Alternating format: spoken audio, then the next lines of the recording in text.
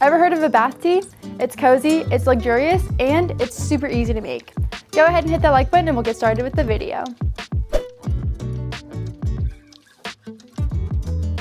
This recipe is super simple and only includes a few ingredients. Start by adding your baking soda and citric acid into a large mixing bowl. This will make up the majority of our bath tea. Follow that up with some pink Himalayan salt and the oat flour.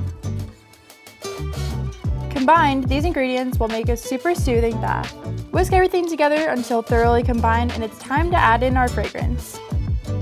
To match the relaxing theme of our bath tea, I'll be using one of my all-time favorites, lavender. It's already measured out, so I'm just going to drizzle the fragrance evenly over everything. Give them all a good stir, then we can add in our lavender buds. They add a touch of color and a natural beauty to the recipe. Sprinkle them in and give everything one last whisk before transferring into your packaging of choice. We went with a large mason jar that will display the product nicely and will make it super easy to spoon the product into the tub.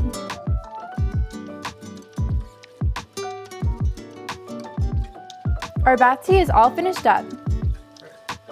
This product makes bath time way more fun and relaxing, so it's a great addition to your line of fragrance goods. It only costs us about $2 to make 32 ounces of this product, meaning it can be sold wholesale for $3 to $5 and retail for $6 to $10, depending on the additives and fragrance you put in it. Want more fun and fragrance DIYs like this?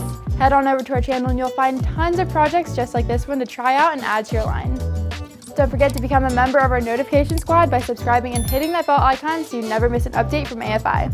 As always, I'm Katie and thanks so much for watching. I'll see you guys next time. Bye!